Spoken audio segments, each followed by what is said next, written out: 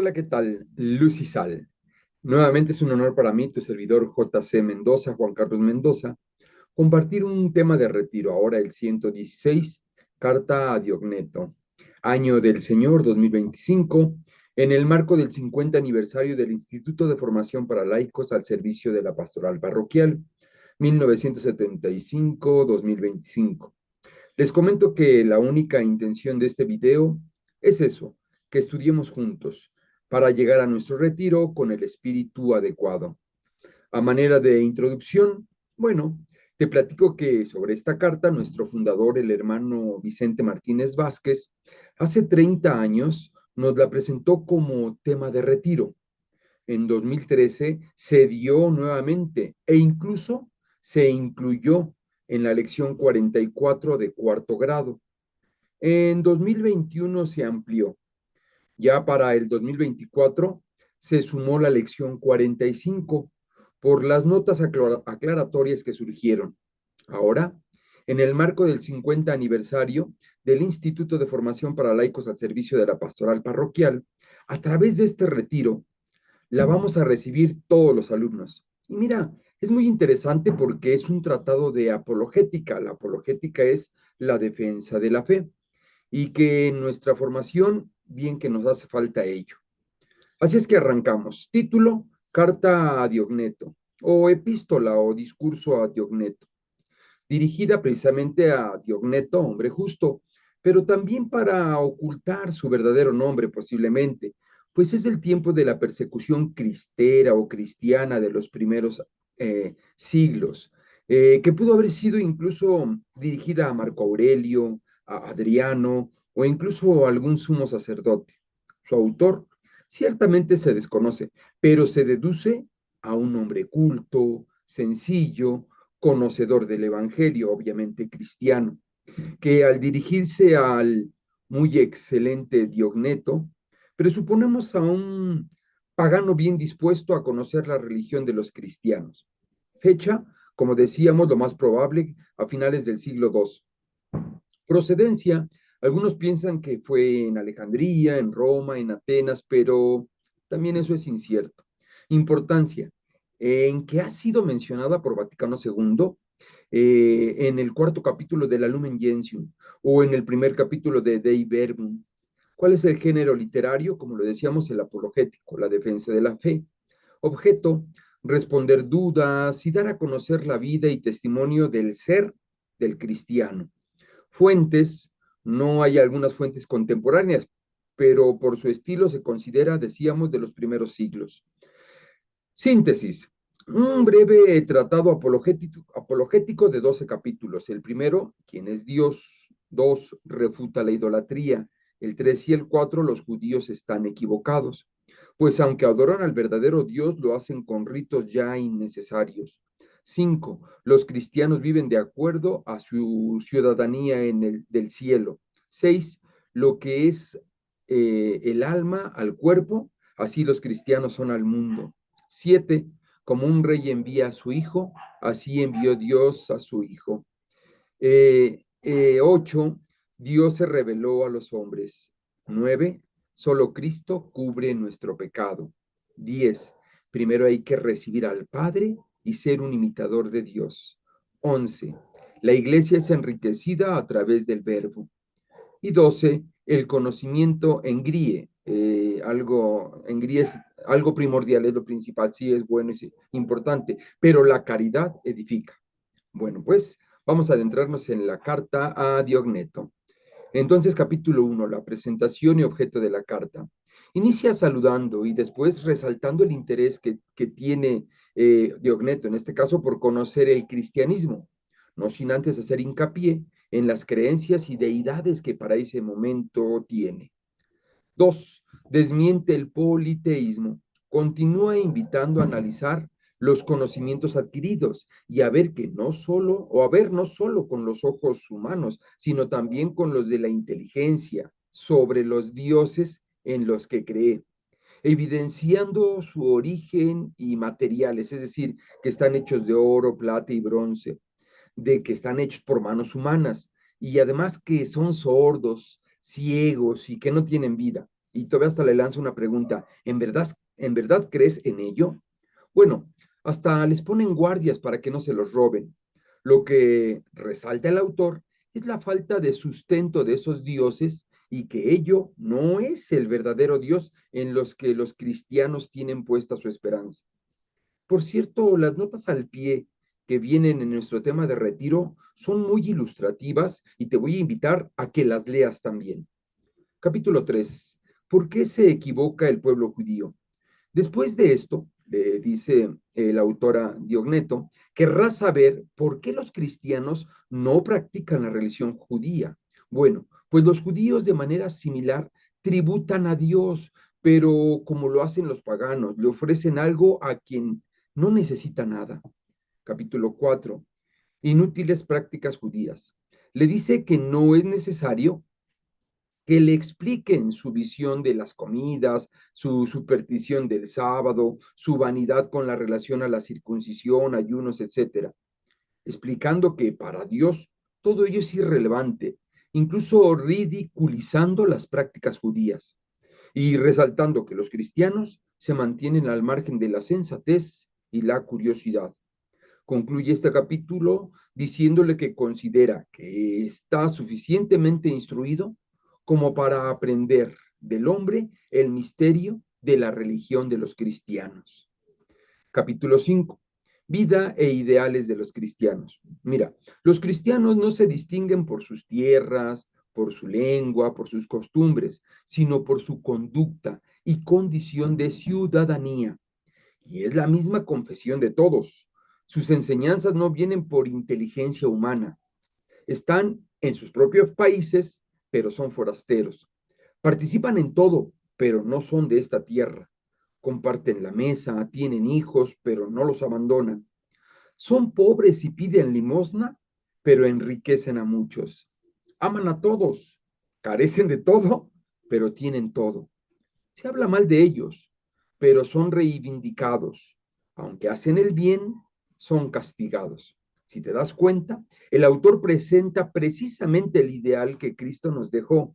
El que quiera seguirme, que tome su cruz y me siga.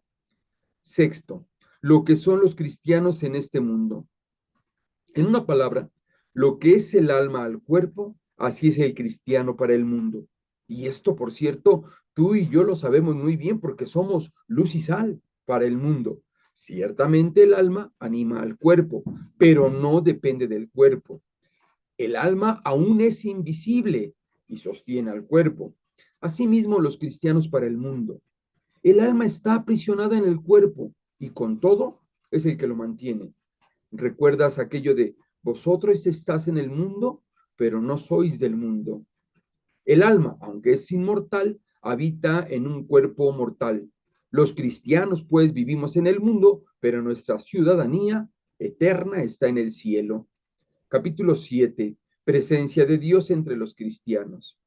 Dios plantó en los cristianos la verdad y la santa enseñanza que sobrepasa toda imaginación de los hombres y la fijó firmemente en sus corazones. Y ello no lo hizo a través de un ángel o un servidor, lo hizo a través de su propio Hijo, por quien existe quien tiene todo poder en el cielo y en la tierra. Y no creas que lo hizo para implantar su tiranía, miedo o espanto, no, sino lo envió con dulzura y mansedumbre, como un rey que envía a su hijo, lo envió como Dios, lo envió como le convenía a los hombres, lo envió para salvar, para persuadir y no para violentar. En efecto, la violencia no es propia de Dios, lo envió para amar. Le pregunta precisamente la autora Diogneto, ¿no ves cómo los cristianos son arrojados a las fieras para que nieguen a Dios y no son vencidos? ¿No ves que cuanto más los castigan, crecen más los cristianos? Esto no parece ser obra humana, sino es poder de Dios, son las pruebas de su presencia. Capítulo 8. Dios revelado por él mismo a los hombres. ¿Por qué? ¿Qué hombre en absoluto tiene algún conocimiento de lo que es Dios antes de que Jesús viniera? Le hace la pregunta. O te quedas con las afirmaciones vacías que los hombres hacen acerca de Dios. la filosofía, los supuestos, ya que ningún hombre ha visto a Dios. Bueno, pues Dios se reveló a sí mismo. En efecto, ese misterio del mismo Dios lo reveló a través de su Hijo amado y manifestó el propósito que había preparado desde el principio. 9. Justificados por el justo. Dios, paciente de nuestras injusticias que nos llevan al castigo y a la muerte, por su infinita bondad, la sobreabundancia del amor al hombre y de la caridad de Dios, no nos aborreció ni nos rechazó, sino que tuvo misericordia y entregó a su propio Hijo en rescate por nosotros. El santo por los pecadores, el inocente por el malvado, el justo por los injustos, pero ¿qué otra cosa aparte de la justicia podría cubrir nuestros pecados? ¿En quién era posible que nosotros, impíos y pecadores, fuéramos justificados, salvo en el Hijo de Dios? Nuestra naturaleza era incapaz, pero la de Él nos da nueva vida. Capítulo 10, el cristiano imitador de Dios, en el amor. Sí, tú también, Diogneto, si tú también, Diogneto, has de alcanzar todo esto porque Dios amó a todos los hombres, los creó a su imagen y semejanza y envió a su Hijo único para la salvación de todos, prometiéndole su reino a aquellos que le aman. Como lo ames, serás imitador de su bondad. Cualquiera puede serlo si quiere, porque la felicidad no consiste en oprimir al débil, ni violentar o enriquecerse a costa de los demás.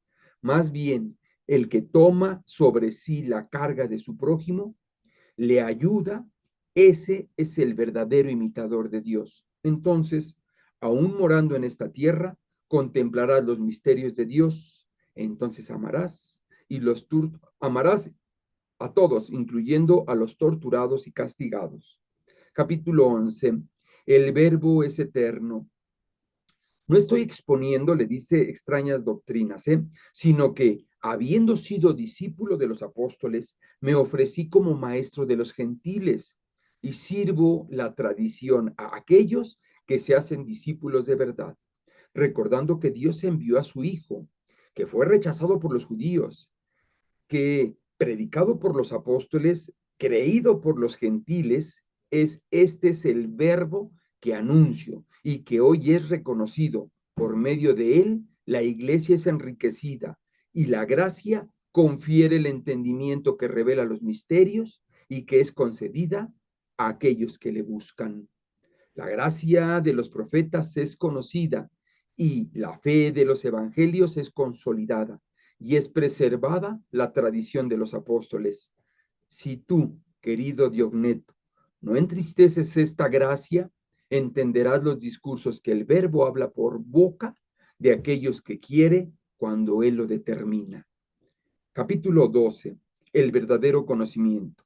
Cuando te encuentres con este conocimiento, le dice, pasas a ser un jardín de deleites, un árbol que lleva toda clase de frutos y que florece en sí mismo, porque en ese jardín ha sido plantado un árbol del conocimiento y un árbol de la vida.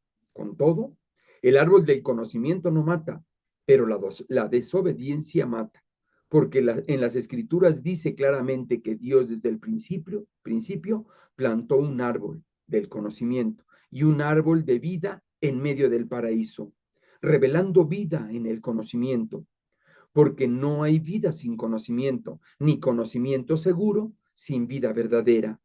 Y ciertamente el conocimiento es fundamental, pero la caridad edifica, porque aquel que se deja solo por el conocimiento es engañado por la serpiente. Por tanto, el verbo verdadero sea vuestra razón y vida, que la serpiente nunca toca. Los apóstoles son llenados de conocimiento y la Pascua los llena de vida. La gloria sea para Dios, para siempre jamás. Amén. Y es que mira, una vez analizada la carta a Diogneto, se entiende entonces por qué nuestro hermano Vicente Martínez Vázquez lo propuso como tema de retiro hace 30 años. Porque bueno, además de ser una reliquia histórica, una evidencia de nuestra fe, una base apologética, nos invita a cada uno de nosotros, miembros del equipo laico al servicio de la pastoral, a descubrirnos y a descubrir cómo es un verdadero cristiano, cómo comprende su compromiso con Cristo y con el Evangelio. Y principalmente nos exhorta a seguir siendo luz y sal para nuestros hermanos y hacer que esta obra permanezca y se extienda a todo el mundo. Muchas gracias. Nos vemos la próxima. Hasta luego.